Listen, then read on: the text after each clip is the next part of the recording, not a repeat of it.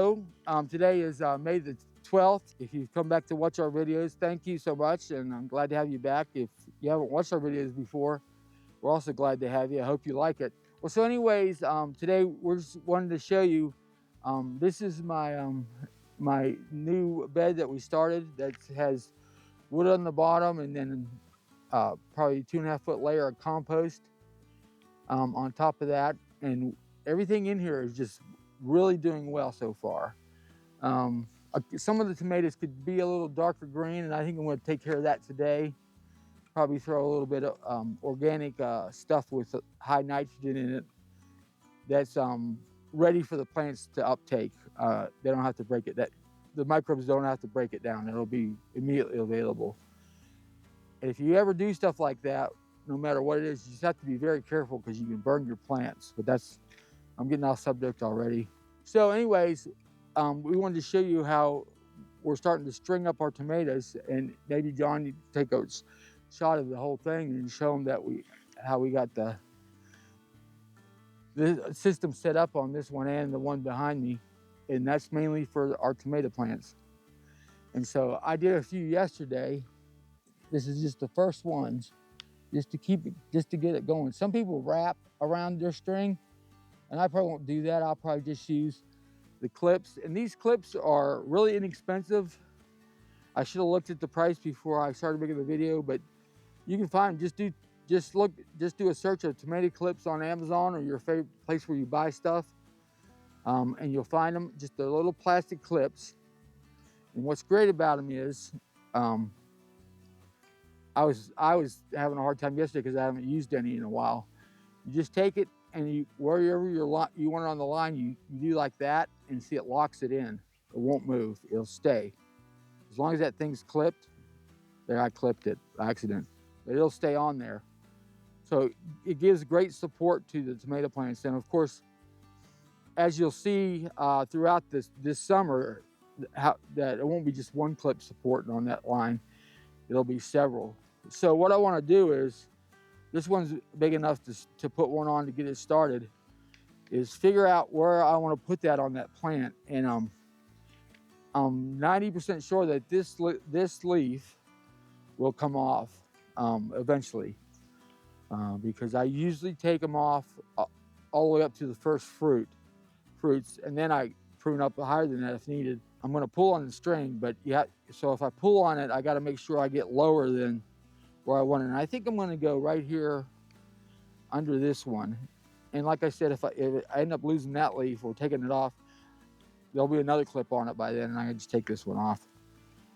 And this is great to do. You say, well, that plant's not that big yet, but if we get like say a thunderstorm rolls through and we get 34-mile wind gusts, they're still going to knock over that plant if it's not supported, or it can. And so I keep that in mind. So I'm going to go a little lower here and just go around it. Make sure your string's in the right place. I have a hold of it with my other hand, and then close it enough, and then make sure you're right, and then see what we got. Yep, and see how it come up the string, but it's not putting pressure on that. You see, because you can see the little bit of fold, because you don't want to put it too tight, because then you're going to mess up your tomato growth. But that's going to be enough to hold it in place. Okay, and that is a bodacious hybrid, and it's growing like crazy. I think that's a burpee hybrid, if you're interested. It's big. It's supposed to be big, like slicing tomatoes. This is a cherry tomato here that actually was really small when I planted it, so it's grown a lot. It's funny because I have other cherry tomatoes that I haven't potted yet. I mean, that are still potted. They haven't been put in the plant. It's a little bit bigger than that one, but who knows? I can always replace it. But I wanted to try those cherry tomatoes. That was also a burpee, I think, too. A honeycomb cherry tomato. They're supposed to be sweet. And this is another. These are all my burpee hybrid seeds. This is called a money maker, and it's also a beefsteak variety. So once again, this leaf right here was already growing a sucker. And of course, we take suckers off if you want to grow up the string. At the most, you can leave another one. So I think I'm gonna, okay, so I'm gonna go right here, I think. So let me see if I can fight this tomato for a minute. Try to figure out where I want it. They are reusable, but I'll tell you a quick little story as I'm doing this. So yesterday, when I came out to do those other tomato plants, I had some leftover ones from last year. I said, well, I'll use them up before I get into my new ones. I had like, I don't know, 5, 6 of them. So the first one, the little piece on the end that keeps the clip in place was broke. So I had to go to another one. So I went to another one, and the little teeth that hold the string in, they were broke. So I just threw them off and got my new ones. But you can reuse them, and I would say just be careful when you take them off. There you go, just clip it together. That one I did great. See, there's it's not real hard tension, but there's no slack in there. It's right at the top, but I think the tomato will be all right. And I check them too to make sure they're not doing something. And on a side note, when I compost, I try to, one of the main reasons I turn it at least one time is to try to make sure all the area gets above like 130 degrees, which will kill any I worry about grass seeds and weed seeds more than anything. It's supposed to kill the seeds. So I thought when I started looking in here, and John was here when I did this, I thought, well, I must not have done a very good job on some of this compost, because it's really fine. But right there, if I rub my hand across it, and you see that stuff coming up right there. For those of you who've watched all our videos or been following, know that I put something in these beds to attract fungus and then attract worms, and it worked. But evidently, rice that you buy in the store will grow. That's rice coming up in my beds. So if I dig down, you'll find it. And it was deep too, so it came from a long ways down. See all it? Oh, there's one right there. I'll get them under the dirt, out of the sun. So I already knew that you could buy, like, say, pinto beans or peas or anything like that from the store that are dried, and you can grow them. They'll grow. I never imagined that rice would grow. It'd be interesting to let it grow and see what happened, because I've never thought of or know anything about growing rice. So according to Charles Dowding, who is in England, who is like the godfather of no dig, I'm reading his book on companion planting, and one of the companion plantings is planting Brussels sprouts with carrots. They just do well together. And as the carrots, you just start pulling the carrots away as the Brussels sprout grows. And so we're gonna plant just a couple Brussels sprouts here in a minute up on the deck where my carrots are, and we'll see how they do. So John is gonna plant my Brussels sprouts for me. He likes to plant. That's, I think, one of his favorite things, maybe picking, but he likes to plant, as long as Dad does all the other stuff. So he's digging a really small hole here because we're trying not to disturb the carrots. I think he showed me crying as I pulled up some carrots to make room. Let's just do it. Look at that one at 3. That would have been like an alien to that. Look, oh, myself. That would have been like this long. I've never really grown carrots starting last year, and they did okay, but I'm trying to get big carrots this year, so I'm trying to keep them thinner. They're pretty thick now, though. You can see that.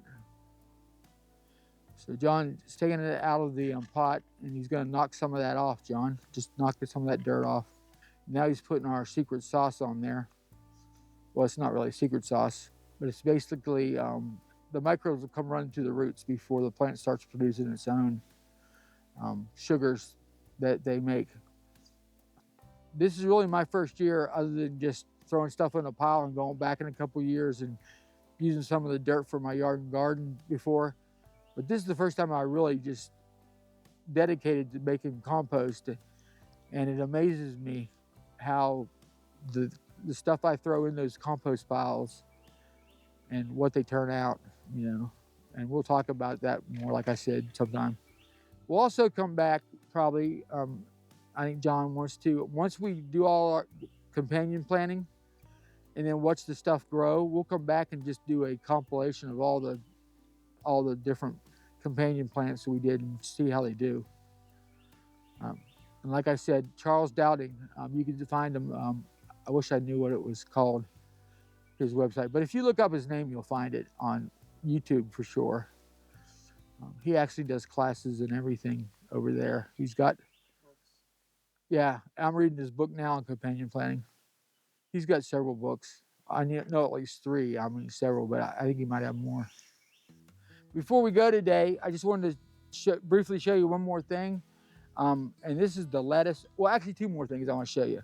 But first of all, this is my lettuce. This is butter crisp lettuce. And actually, this will head out if you let it go.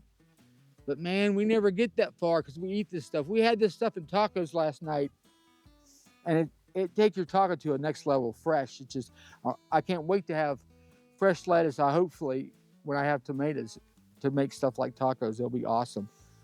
Burger, that thing would go on a burger. But anyways, if I thinned that out and left just maybe 4 or 5 in there, I could get nice heads too. But man, this is so good. We don't ever get that far. And I actually have 2 planted. And I think next year I probably will plant 1 and then wait like I did, as you'll see right here. Let me see if I can go backwards here. Okay, romaine. My romaines planted. And this, I think this is supposed to be, that I don't know, this different type. I have to figure that one out too.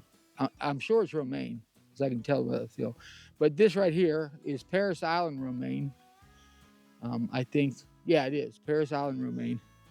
And so just last week, this is romaine and buttercrisp mixed, and I'm gonna have to thin that out. That's way too thick. I don't know how that even happens. I'm goofy sometimes when I put seeds down, I guess.